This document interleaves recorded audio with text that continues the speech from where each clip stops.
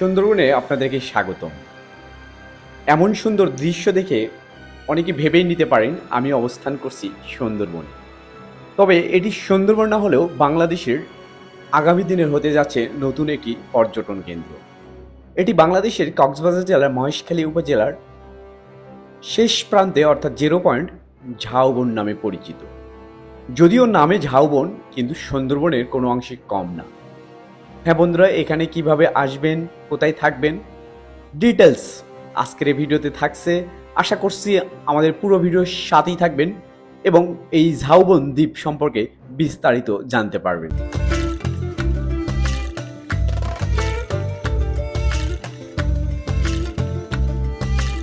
বাংলাদেশ একটি প্রাকৃতিক সৌন্দর্যময় দেশ, ঠিক তেমনই হয়তো অনেকের অজানা, আমি নিজেও জানতাম না, কিন্তু এখানে এসে সত্যি অভিভূত হয়ে গেলাম।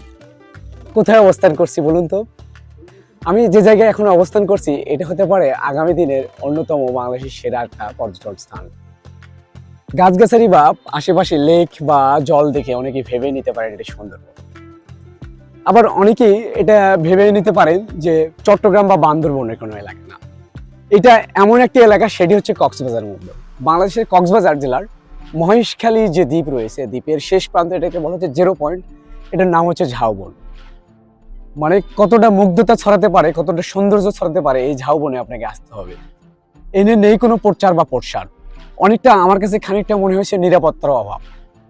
কিন্তু কক্সবাজারে লক্ষ লক্ষ কোটি কোটি দর্শনার্থী চলে আসে, বাট এইখানে আর প্রচারের ভাবে আসে নাই। তাই এখন যারা ভিডিওটি দেখছেন তাদেরকে আমি অনুরোধ করবো যে এখানে আসবেন, লেকের মতো সুন্দর ভিউ পাবেন, সমুদ্র জলরাশি পাবেন, আর এই গাছগুলো দেখে প্রশান্তিতে ভরে যাবেন।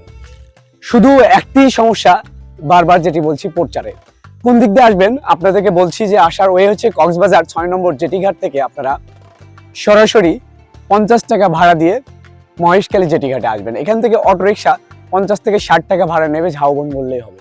সহজে এসে, বিশেষ করে অনেক ভাইরাই ক্যাম্পিং পছন্দ করেন, আপনি যদি একজন ক্যাম্পিং করে থাকেন তো এখানে ক্যাম্পিং করার জন্য আমি বলবো সবচেয়ে সেরা জায়গা। সারাটি দিন কাটবেন পাশে মহেশখালী চরপাড়া অঞ্চল, এই চরপাড়া অঞ্চল বললেই হবে বা ঝাউবন বললেই আপনারা সহজে আসতে পারবেন।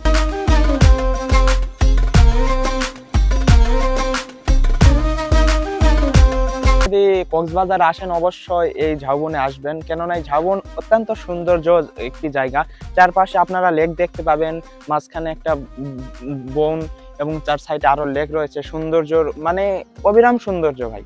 আপনারা আসলে এখানে আসবেন, দেখবেন যে পরিবেশ কিরকম। আর আপনারা ক্যাম্পিং যারা করতে পছন্দ করেন তারা অবশ্যই এখানে আসবেন, ক্যাম্পিং করবেন, অনেক সুন্দর লাগবে আপনাদের। আপনি ক্যাম্পিং করেন বা না করেন, তবে আসতে পারেন।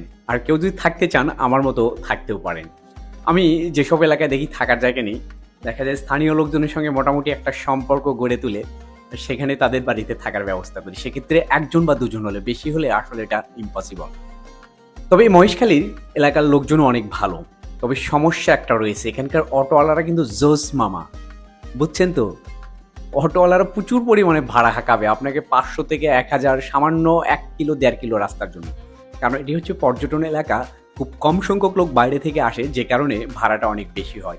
এক্ষেত্রে অবশ্যই দরদাম করে নেবেন, বা দরদাম করে খুব একটা বেশি যে ভালো হয় তা না, অনেক বেশি দাম হাঁকিয়ে যায়। আর যদি আপনি চেনা জানা থাকে আপনি হেঁটেও যেতে পারবেন। দেখা যাচ্ছে 1 কিলো রাস্তা হাঁটতে আপনাকে সময় লাগবে 15 মিনিট, ভাড়া দিতে হচ্ছে 200 টাকা। সো এ ব্যাপারে অবশ্যই আপনারা সাবধান থাকবেন। গত ভিডিওতে আমরা বলেছিলাম 5000 টাকায় বগুড়া থেকে কক্সবাজার যাওয়া আসি, খাওয়া দাওয়া সব কিছু কীভাবে ছিল। অর্থাৎ ছিল বগুড়া টু কক্সবাজার বাসে যাতায়াত, হোটেলে 3টি রাত্রি যাপন এবং টোটাল ডে ছিল আমাদের 4টি। আর এর বাইরে আমরা যেখানে যেখানে গিয়েছি নিজ খরচে যেতে হয়েছে। এটার আয়োজন করেছে বগুড়া আয়ত প্যাকেজ ট্যুর এবং ট্রাভেলস। ধন্যবাদ জানাই তাদেরকে সুন্দর একটা এই ভ্রমণের আয়োজন করার জন্য। ব্যক্তিগত খরচে বাকি জায়গাগুলোই আমি ভ্রমণ করেছি। এই চরম সৌন্দর্য ভ্রমণ করতে হলে আপনাকে অবশ্যই ব্যক্তিগত খরচে এখানে আসতে হবে, কারণ আসতে হবে ট্রলারে অথবা স্পিড বোর্ডে, এরপরে অটোরিক্সা আসতে হবে।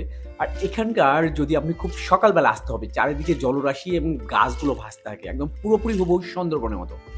আর এই যে রাস্তার মধ্যে দেখছেন, এখন অনেকটা রাস্তা যেহেতু শুকিয়ে গেছে, এদিক দিয়ে কিন্তু নৌকা চলে। আগেই বলছি আপনাকে সকাল 9টার আগে এখানে আসতে হবে এবং গোসল করতে পারবেন, সি বিচের পুরোপুরি যে পরিবেশ সবগুলোই অনুভব করতে পারবেন। যারা এখানে আসবেন অবশ্যই হাতে সময় নিয়ে আসবেন এবং সারাদিন এখানে কিভাবে কেটে যাবে আপনি মোটেও বুঝতে পারবেন না। এত সুন্দর এলাকা, এত মানে ভালো এলাকা, আমি আসলে ভাষায় প্রকাশ করতে পারছি না। তো অবশ্যই মহেশখালী আসলে এই 0 পয়েন্ট অঞ্চলে সমুদ্র তীরবর্তী এই গাছগুলো দেখার জন্য একটিবার হলে আসবেন। এর আগেও আমি বাংলাদেশের বেশ কয়েকটি জেলায় যেগুলোতে গিয়েছি, পরবর্তীতে হাজার হাজার পর্যটক সেখানে গিয়েছে। আশা করছি আমাদের এই ভিডিওটি পাবলিশড হওয়ার পর, দেখার পর অনেকে এখানে চলে আসবে। বিশেষ করে বাংলাদেশের শেষ সীমান্ত কক্সবাজারে যারা আসবেন তাদের জন্য মহেশখালীর এই সৌন্দর্যময় দেখার জন্য স্বাগতম জানাই।